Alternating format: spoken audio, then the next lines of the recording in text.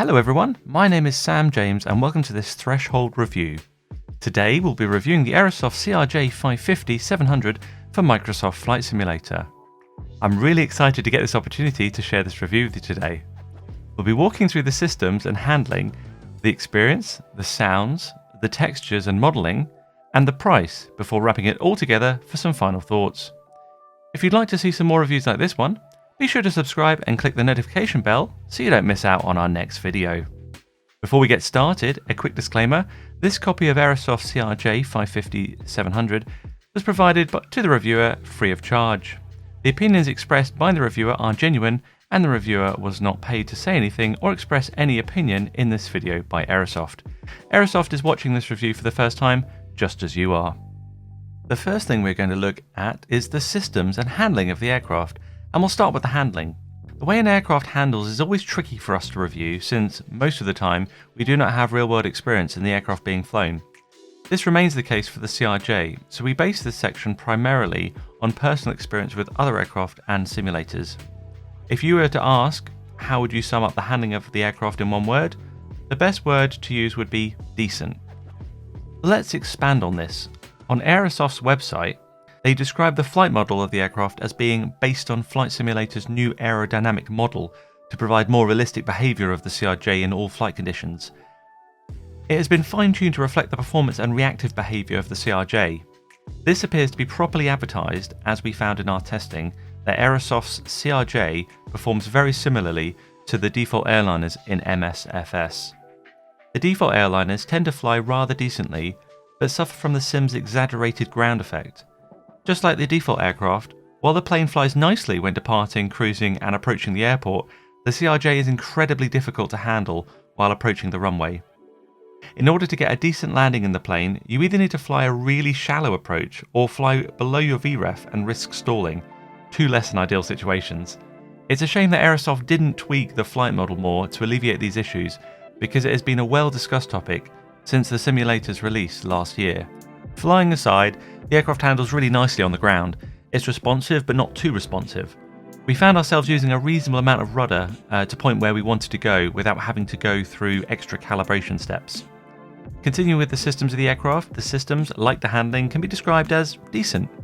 Aerosoft details that the CRJ is equipped with an extensive flight management system and Honeywell ProLine avionics, including advisory and coupled vertical navigation. While it's true that every switch that you need to use in order to fly the plane is properly modelled, this does not mean that everything in the cockpit functions like you would expect it to. The best example of this is the FMC. The FMC is great when you want to fly from A to B without any route or altitude changes. The problems start as soon as you begin to change the waypoints and values you've already inputted.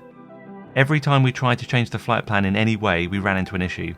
Most often, the FMC would completely mix up the order of waypoints, or, when choosing to directly intercept a waypoint, fail to delete the previous ones. This would not only lead to a mess to clean up in the FMC, but it would also make the ND illegible. Another thing to note is the absence of a ground and weather radar. While the inclusion of both is planned, the absence of them is very noticeable, and removes some immersion, especially when pilots choose to fly in close proximity to, for instance, thunderstorms. So overall, the systems and handling of the CRJ can best be described as decent. They both get the job done, but are certainly far off from comparing to the real plane. While the CRJ is fun to fly, the experience definitely left a lot to be desired. Version 1.0 of the aircraft came with a lot of bugs, a lot of which we experienced. The first flight we decided to take the plane on was a trip from New York's LaGuardia Airport to Milwaukee, Wisconsin. On this flight, at random times the plane would immediately lose 100 knots in airspeed and then gain the 100 knots back approximately 5 minutes later. In one instance, this led to the aircraft stalling, ending the flight. On the second flight from Los Angeles to San Francisco, the aircraft, out of nowhere, dropped out of the sky on final approach to runway 28 left. These are just two of the bugs we, and to our observation, others, experienced within the first 24 hours of having the aircraft. With the exception of the FMC issue mentioned earlier, all of these issues seem to disappear within the next couple of days of flying the plane. It's unclear why the plane was so incredibly buggy in the first 24 hours, but since then, the plane has been pretty fun to fly. It is easily one of the best options for people who want to fly airliners in MSFS, And Sol, one of our reviewers here at Threshold, found it to be the first plane in MSFS that made him want to return to the simulator to fly again. Though buggy at times, the Aerosoft CRJ is fun to fly and is one of the first detailed airliners available in Microsoft Flight Simulator. It's pretty easy to summarise the sounds of the CRJ: passable. While the CRJ does have custom sounds, they lack in many ways. To us, it felt as if the sounds lacked character. The button clicking sounds are dry, the levers sound as if they are computer generated, and everything else sounds hollow. An easy way to hear this is in the takeoff roll. Just listen to these two audio samples.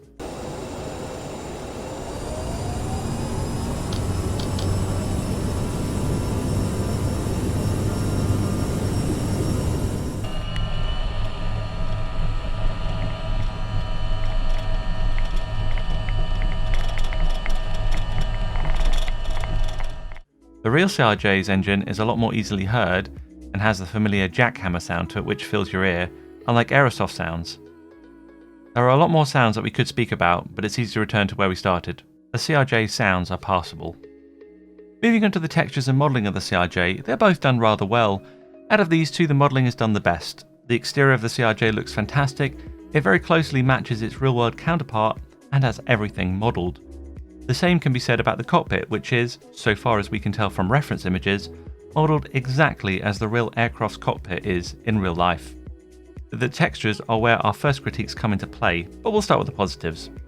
The cockpit is done superbly. Not only does it match the real plane in colour and detail, but it also matches it in texture. From the images we used for reference, the CRJ's cockpit looks very flat, even when faced with direct sunlight, and Aerosoft has nailed this. If there is something inaccurate or missing from the textures in the cockpit, it is very well hidden because we couldn't find anything that would warrant further attention. In the exterior, the textures are done well, but not to the level they are done in the cockpit. The rivets on the CRJ's fuselage do not look as defined as they could be, and the textures in the cargo and landing gear bays are extremely low resolution. In addition to that, the CRJ's default liveries could be a higher resolution and done better in general. The default Delta liveries show the lack of effort in making the liveries very well, especially the undercarriage, which suffers from very strange lines. All in all, the textures and modelling of the CRJ are done rather well, but the exterior textures fall short in some places. We feel as if, considering the aircraft's shortcomings in the systems, handling and sounds, that the aircraft is priced a little too much at $50.99. With this many shortcomings, the price that Aerosoft is asking for is too much for the product they are delivering.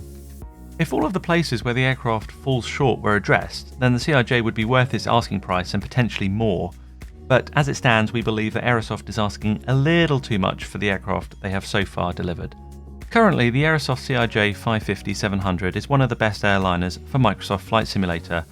Though the aircraft shines in many ways, it also falls short in many others. From a glitchy FMC to less than optimal sounds, the plane has a long way to go until it is up to par with aircraft from more matured simulators. But if Aerosoft addresses the aircraft's shortcomings, it will be well on its way to being a competitive aircraft in the flight simulation world. If you enjoyed this review, be sure to give us a thumbs up below and let us know what you think in the comments section. And if you want to see more reviews and content from us, be sure to click the subscribe button as well.